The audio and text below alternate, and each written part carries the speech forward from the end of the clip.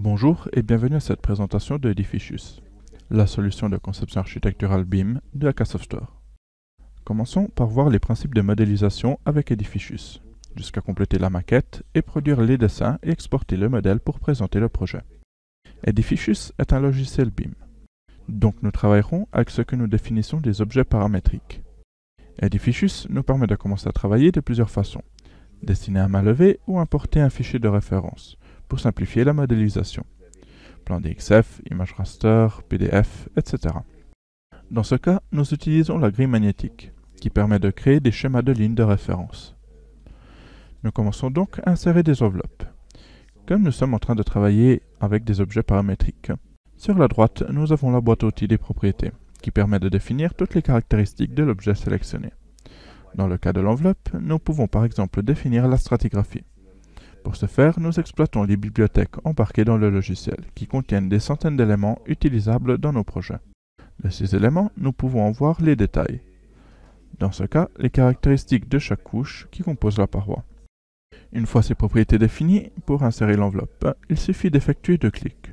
Un sur le point initial et un sur le point final que doit avoir l'enveloppe. Nous voyons que les accrochages à la grille magnétique nous simplifient le travail. Quand nous disposons d'éléments de référence, le logiciel nous met à disposition des accélérateurs, comme dans ce cas que nous avons inséré toutes les enveloppes d'un coup. À chaque croisement, le logiciel a automatiquement divisé les enveloppes.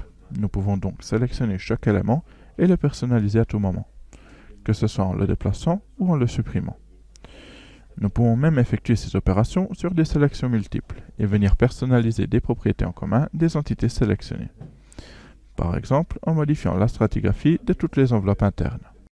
Continuons à insérer des enveloppes en exploitant une autre fonctionnalité, qui nous permet de définir un décalage d'un point du dessin. Décalage que nous pouvons définir même par clavier.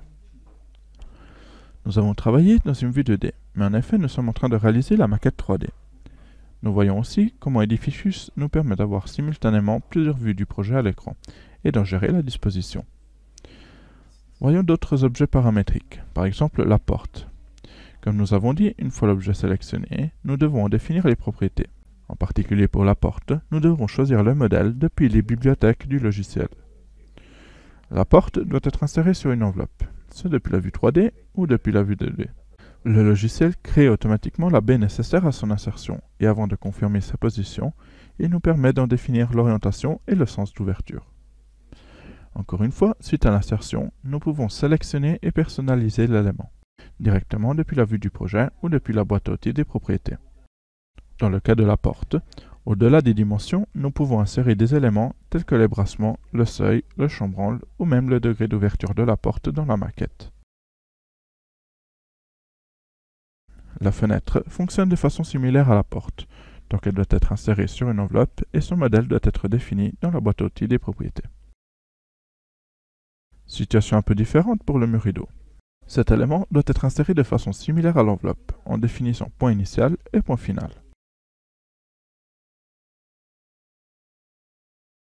Voyons un élément un peu plus complexe, l'escalier. Pour insérer cet élément, nous accédons à un éditeur dédié, dans lequel nous avons les vues 2D et 3D. Et dans le menu d'insertion, nous trouvons les différents types de volets et de paliers. Nous procédons donc à insérer les éléments souhaités. Et nous remarquons que comme nous assemblons les éléments de l'escalier, le logiciel l'adapte automatiquement en hauteur, afin de rejoindre le niveau supérieur. Nous verrons bientôt comment définir plus en détail les niveaux du projet. Nous voyons donc comme il est aussi possible de personnaliser la forme des éléments à peine insérés, par exemple du palier ou de marches spécifiques. Une fois l'escalier complété, nous quittons l'éditeur et nous visualisons notre élément dans la maquette. Nous pouvons gérer l'affichage des différentes entités insérées afin d'éventuellement masquer des éléments qui peuvent gêner notre travail. Dans notre cas, cette enveloppe, car nous souhaitons insérer le garde-corps sur notre escalier directement depuis la vue 3D. Le garde-corps est inséré par segment, défini par chaque clic effectué dans le dessin. Une fois la saisie complétée, nous pouvons terminer l'opération. Voyons à présent la poignée, qui nous permet de manipuler les éléments sélectionnés. Effectuons une copie d'une partie de la maquette réalisée jusqu'à présent. Bien évidemment, nous pouvons déplacer notre sélection, mais nous pouvons également activer la poignée qui permet d'effectuer la symétrie de la sélection. Nous pouvons éventuellement déplacer la poignée par rapport à la sélection afin de pouvoir effectuer d'ultérieurs déplacements de façon plus précise. Effectuons à nouveau une sélection multiple de toutes les entités du niveau et copions à nouveau le tout. La poignée de déplacement nous permet également de faire pivoter les entités autour du centre de la poignée. Nous voyons comment en effet, en très peu de temps et avec peu de passages, nous avons réalisé l'ensemble du niveau de notre projet. Depuis le navigateur sur la gauche de la fenêtre, nous pouvons accéder au système de référence altimétrique, qui nous permet de définir le nombre de niveaux et leur hauteur, ainsi que d'éventuels sous-niveaux. Continuons notre travail en exploitant une autre boîte à outils présente sur la droite de la fenêtre. Plus précisément, celle qui permet de copier des entités d'un niveau sur les autres niveaux du projet. Dans ce cas, nous prenons toutes les entités et les copions sur les étages supérieurs. D'un seul coup, nous avons obtenu grande partie de notre bâtiment. Celui-ci n'est qu'un point de départ. Nous pouvons prendre certains éléments et les supprimer, pour insérer d'autres éléments comme des fenêtres. Nous voyons encore une autre fonctionnalité qui, à partir d'une sélection multiple de fenêtres, permet de toutes les aligner.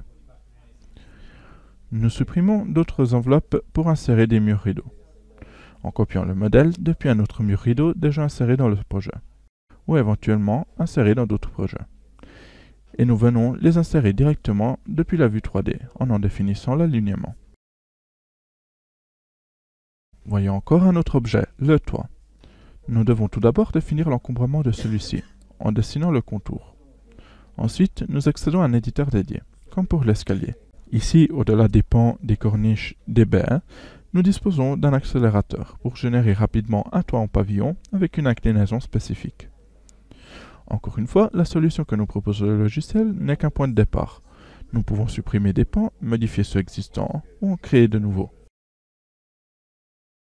Un matériau des tuiles est appliqué par défaut, mais nous pouvons accéder à la bibliothèque pour sélectionner un matériau différent.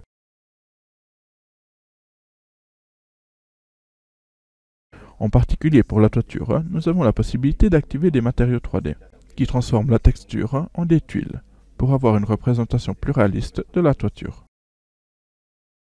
Nous pouvons également appliquer des matériaux sur des autres éléments de notre modélisation.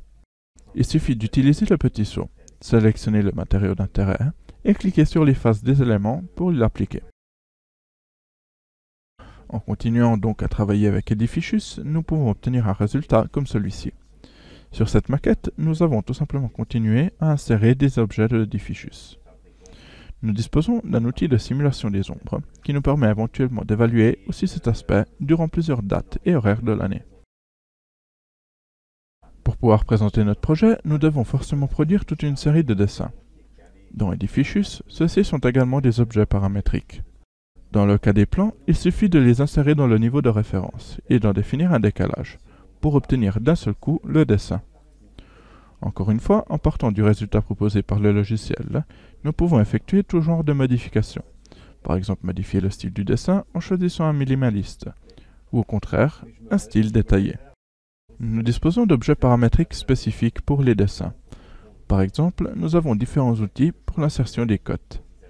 Nous voyons dans ce cas un outil qui permet de coter d'un coup l'ensemble d'une pièce, ou grâce à un accélérateur, coter l'ensemble des pièces du plan. Avec un autre outil, nous pouvons insérer des cotes sur une ligne manuellement. Ou encore une fois, exploiter un accélérateur qui insère les cotes sur la ligne en fonction des éléments touchés par une ligne de coupe.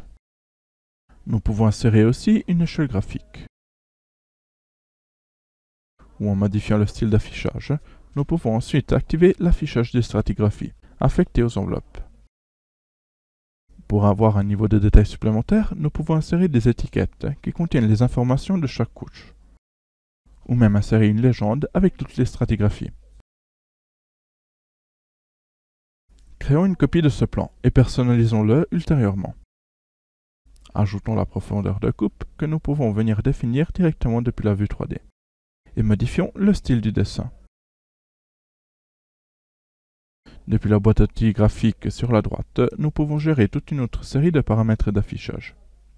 Par exemple, activons les couleurs des matériaux et les ombres avec une certaine direction et intensité.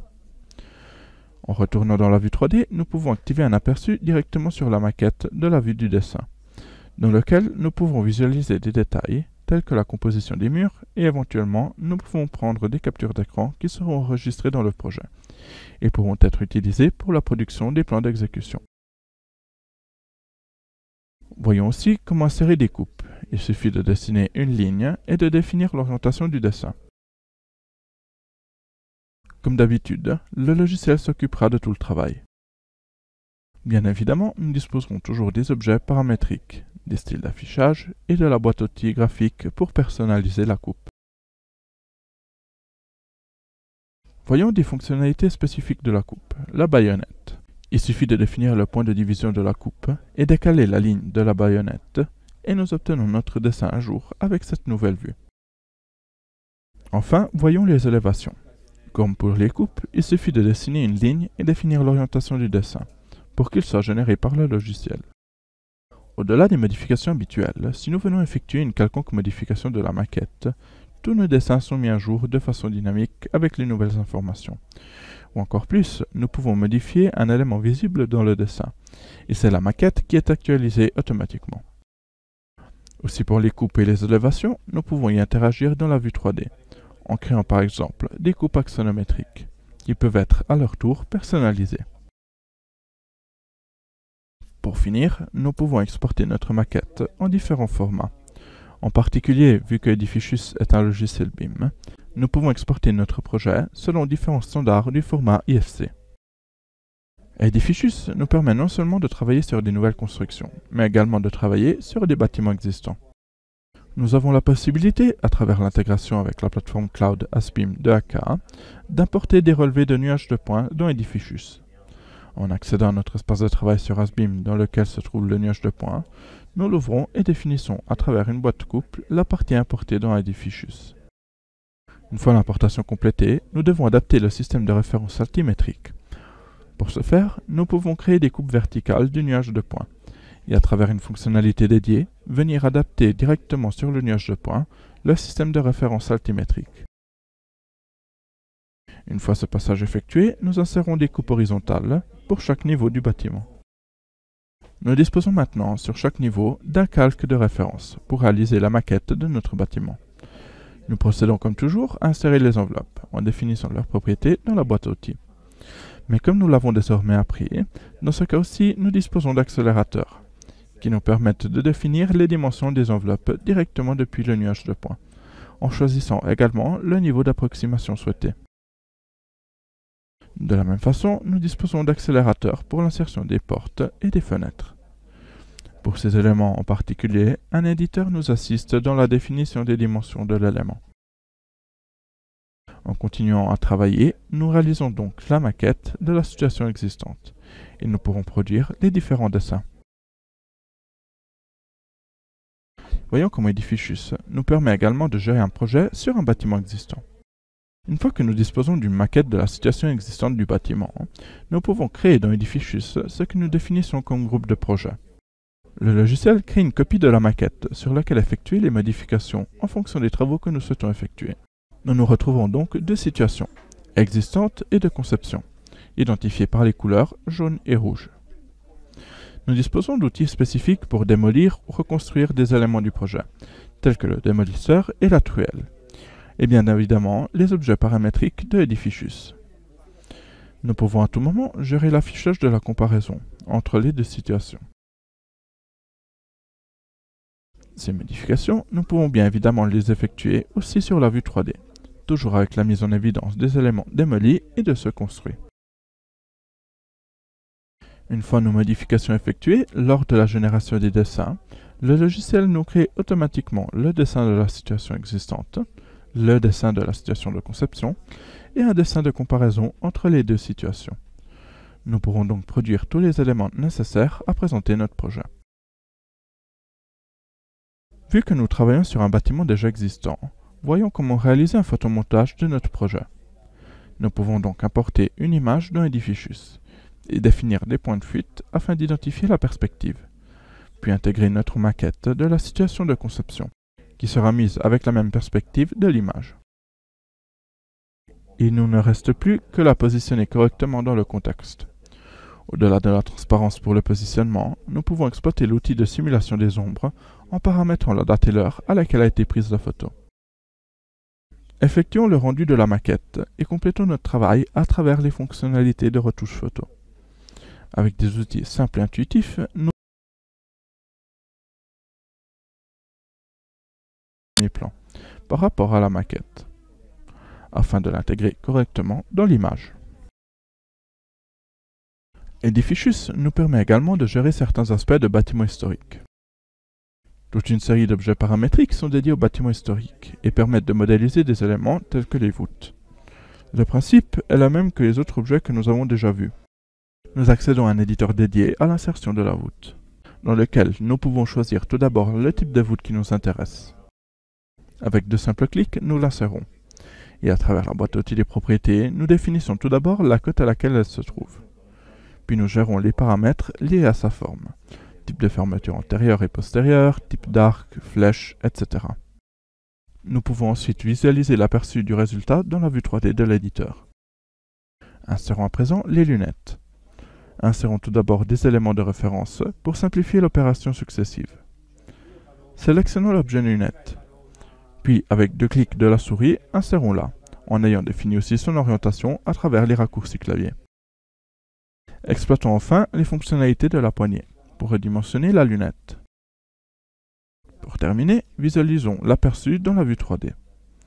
Si le résultat nous convient, nous procédons à insérer les autres lunettes. En quittant l'éditeur, nous voyons enfin comment la voûte s'intègre à la maquette, à travers une coupe axonométrique. Voyons un autre objet, le plancher en bois. Pour insérer cet objet, il est nécessaire d'en définir le périmètre. Le logiciel insère automatiquement les poutrelles. Ces dernières peuvent être orientées suite à l'insertion de l'objet, tout simplement en traçant une ligne dans la direction souhaitée.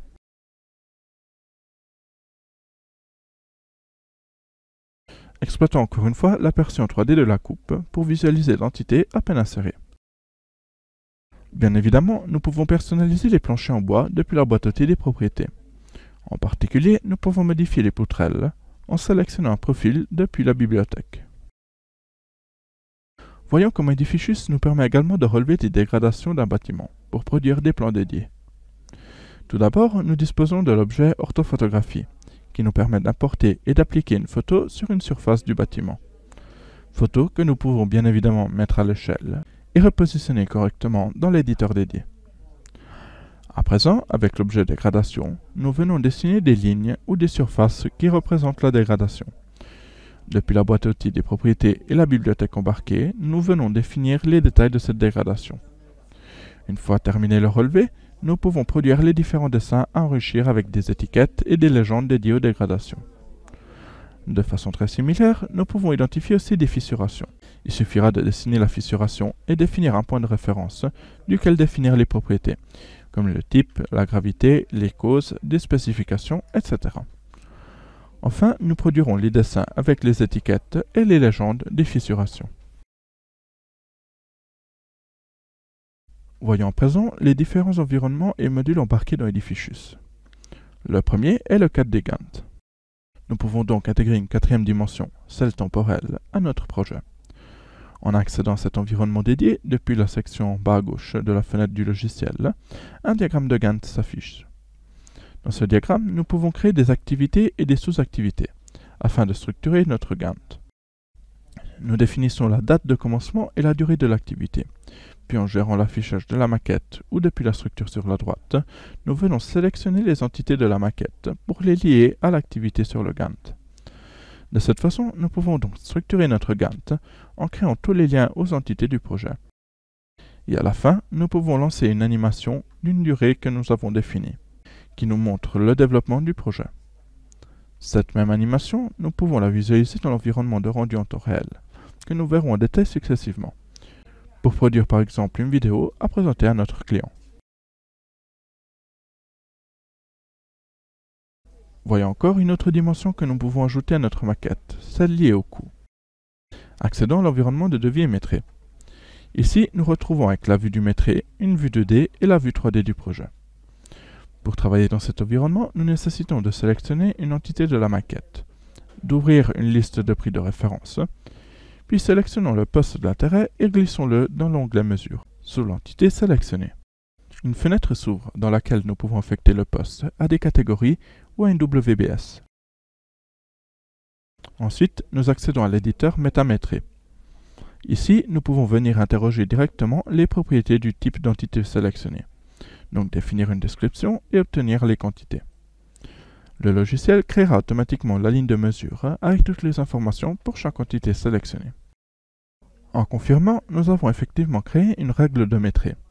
Nous pouvons donc, de façon extrêmement simple, venir métrer d'autres entités du même type, pour lesquelles la règle a été créée.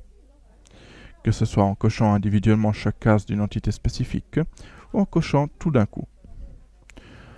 Voyons un autre exemple, dans ce cas avec une pièce. Nous souhaitons métrer la quantité d'enduit pour les surfaces internes du bâtiment. Nous affectons un nœud de la structure WBS. Et enfin, pour définir la règle de métrée, nous exploitons un modèle parmi ceux mis à disposition par le logiciel, ou un modèle de règle de métrée que nous avons enregistré nous-mêmes dans un précédent projet. Nous accélérons donc encore plus notre travail en disposant déjà de la règle à appliquer, qui dans ce cas contient même des déductions. Vu le lien entre le métré et la maquette, si nous sélectionnons un élément d'un de ces deux, nous avons une mise en évidence de l'élément qui lui est lié de l'autre côté. Grâce toujours à ce lien, si nous venons effectuer une quelconque modification sur la maquette, nous obtenons automatiquement la mise à jour du métré avec les nouvelles quantités. Passons à présent à l'environnement de modélisation du terrain et d'aménagement d'espace extérieur. Une fois l'accès à l'environnement terrain effectué, le principe de travail reste toujours le même. Donc nous disposons d'objets paramétriques spécifiques pour les espaces extérieurs. Pour commencer, nous pouvons modéliser le terrain de deux façons. Manuellement, pour ensuite définir les courbes de niveau, ou exploiter une intégration avec Google Maps pour importer automatiquement le terrain avec les informations sur sa morphologie. Il suffira de créer un rectangle de sélection sur la carte et de définir quelques paramètres pour importer la portion de terrain correspondante. Dans Edificius, c'est le terrain qui doit être aligné à la maquette, et non pas le contraire. Donc en sélectionnant un point de référence, nous déplaçons le terrain. Ensuite, nous disposons de toute une série d'objets pour modifier le terrain. Par exemple, le terrassement, que nous pouvons insérer en définissant le périmètre. Ensuite, directement depuis la vue 3D, nous indiquons la cote que doit avoir ce terrassement. Voyons un autre élément très intéressant, la piscine. Plutôt que réaliser la fouille, insérer les parois et ajouter l'eau, nous définissons le périmètre de la piscine et d'un seul coup nous l'obtenons. Et depuis la boîte outils des propriétés, nous en définissons toutes les caractéristiques. Continuons à insérer d'autres éléments, comme des dalles, et réaliser des talus toujours avec l'objet terrassement. Voyons comment insérer un mur sur le terrain. Le logiciel connaît la cote de chaque point du terrain. Donc très facilement, nous insérons ce mur et éventuellement le personnalisons depuis la vue 3D ou les propriétés. Voyons un autre objet complexe, la route. Vu que nous avons importé le terrain depuis Google Maps, nous disposons de la texture de référence pour dessiner la route. Il suffit d'en indiquer le parcours par point. Celle-ci est dessinée en effectuant automatiquement les déblais et les remblais nécessaires. De plus, dans les propriétés, nous pouvons définir des éléments supplémentaires. Par exemple, les raccords pour réaliser un croisement. Ou encore, nous pouvons insérer des talus sur les bords de la route, ou même des trottoirs. Il est suffisant d'en définir les caractéristiques. Pour ce qui concerne le vert, nous disposons de deux objets dédiés. Le premier est la végétation, qui permet de sélectionner un ou plusieurs modèles de plantes, de définir des tolérances de densité, dimension, désordre, et de tracer un parcours ou définir une surface pour insérer cette végétation qui, avec les paramètres de tolérance définis, permettent d'obtenir un résultat réaliste pour simuler la nature. Le deuxième objet est l'arbre, qui permet d'insérer une plante avec des caractéristiques bien définies dans un point spécifique de la maquette, comme dans ce cas des arbres proches de la piscine. En continuant ainsi à travailler, nous pouvons obtenir un résultat comme celui que nous voyons. Passons à présent au module de rendu en temps réel pour présenter le projet à notre client. En démarrant le rendu en temps réel, nous exploitons la puissance du moteur de rendu Unreal Engine 5 pour entrer dans notre projet avec une visualisation réaliste de tout ce que nous avons modélisé. Nous pouvons créer dans cet environnement des pellicules, qui sont composées d'un ensemble de prises de vue à l'intérieur de la maquette. pour lesquels le logiciel génère automatiquement un parcours, pour pouvoir présenter le projet à notre client. Nous pouvons gérer toute une série de paramètres pour personnaliser la vue que nous avons de la maquette, par exemple en augmentant la lumière ou en ajoutant des effets sur la caméra. Nous pouvons gérer toute une série de paramètres sur l'environnement, en changeant par exemple d'arrière-plan avec différents éclairages. Nous pouvons gérer la météo avec différents paramètres, nuages, pluie, vent, brouillard. Et nous voyons comment les textures que nous avons appliquées réagissent à l'environnement, en devenant par exemple mouillées. Il est également possible de venir simuler le gazon autour de notre bâtiment. Avec différents paramètres, nous pouvons créer plusieurs scénarios, comme par exemple celui d'un pré plus à l'état naturel, avec des fleurs et une certaine irrégularité. Encore une fois, cette vue du projet est dynamique. Cela signifie que nous pouvons effectuer toute modification de la maquette et voir le résultat instantanément dans le rendu en temps réel. Rentrons dans le bâtiment pour voir l'aménagement. Ici, nous pouvons continuer à jouer avec les paramètres de la caméra pour créer des vues plus captivantes, en effectuant par exemple le focus sur des éléments spécifiques. En faisant devenir nuit, nous pouvons allumer l'éclairage intérieur et voir donc aussi le rendu dans des conditions d'éclairage artificiel. Enfin, comme pour l'extérieur, nous pouvons utiliser les pellicules pour créer des parcours et des vidéos de présentation de l'intérieur du bâtiment. Pourquoi pas exploitons une coupe axonométrique ou tout autre paramètre d'affichage de la maquette pour avoir un point de vue encore différent de notre projet. Voyons comment atteindre un niveau d'immersion et de réalisme encore supérieur avec le module de réalité virtuelle immersive. À travers l'utilisation d'un casque de réalité virtuelle tel que MetaQuest ou HTC Vive, nous pouvons exploiter cette technologie pour plonger en première personne à l'intérieur de notre projet. Imaginez par exemple de donner cette possibilité à notre client. Au-delà de pouvoir explorer la maquette, le client pourra lui-même effectuer des modifications, déplacer des objets ou en supprimer d'autres. La maquette est mise à jour en temps réel à chaque modification. En continuant, nous pouvons modifier les dimensions des objets, comme par exemple la hauteur de la paroi, les matériaux affectés aux éléments, et modifier directement l'aménagement présent avec des modèles 3D différents. Nous voyons donc comment en très peu de temps, nous avons converti directement depuis la réalité virtuelle immersive une chambre en un salon. Nous disposons des mêmes fonctionnalités du rendu en temps réel pour la gestion de la météo, de l'horaire et de l'éclairage, pour simuler différentes situations. Voyons pour terminer l'environnement de modélisation des installations embarquées dans Edificius. À travers Edificius Map, nous pouvons modéliser les installations chauffage, ventilation, climatisation, plomberie et électricité. La façon de travailler est toujours avec des objets paramétriques, qui bien évidemment dans ce cas sont spécifiques au domaine des installations. En particulier, pour l'insertion des équipements et des terminaux, nous disposons d'un configurateur paramétrique, qui permet de définir les caractéristiques techniques de l'élément, que nous pouvons insérer dans la vue 2D ou dans la vue 3D. Pour ce qui concerne les tuyaux et les canalisations, nous exploitons encore une fois la bibliothèque d'objets BIM, au-delà du configurateur paramétrique qui permet d'en définir les dimensions. Pour ces éléments, nous pouvons également définir des raccords automatiques à insérer quand nécessaire. Nous voyons que pour l'insertion des tuyaux et des canalisations, nous avons des outils spécifiques pour simplifier notre travail. En particulier, une règle pour définir la longueur du segment de canalisation et le goniomètre pour définir dans quel plan et dans quelle direction dessiner la canalisation. Comme nous disions précédemment, le logiciel peut insérer automatiquement des raccords nécessaires entre les éléments, à travers la fonctionnalité SmartMap, qui reconnaît la nécessité d'un raccord spécifique, d'un coude ou d'une transition, et insère automatiquement ces éléments avec les dimensions nécessaires, comme dans ce cas un raccord en T. Les terminaux ont des connecteurs avec des dimensions définies. Donc aussi pour la connexion à ces éléments, notre travail est simplifié, car une éventuelle transition est créée automatiquement. Edificius, comme désormais nous avons appris, nous met à disposition des accélérateurs pour gérer certaines situations répétitives. Par exemple, à partir d'une sélection d'entités, nous pourrons répliquer leur parcours avec un décalage défini. Nous voyons comme dans ce cas, nous avons réalisé un flux de retour d'un chauffage au sol en quelques simples passages. Bien évidemment, pour présenter notre projet, nous devons produire différents dessins avec différentes informations. Cette partie est identique à celle que nous avons vue dans l'environnement de base de Edificius, mais nous disposerons d'étiquettes et de légendes spécifiques pour les éléments des installations. Nous pourrons à la fin également produire des plans d'exécution. Un assistant de création du métré est également disponible pour les installations. Il suffira de choisir les installations d'intérêt et la structure que devra avoir le métré. Nous obtiendrons les éléments et les quantités correspondants.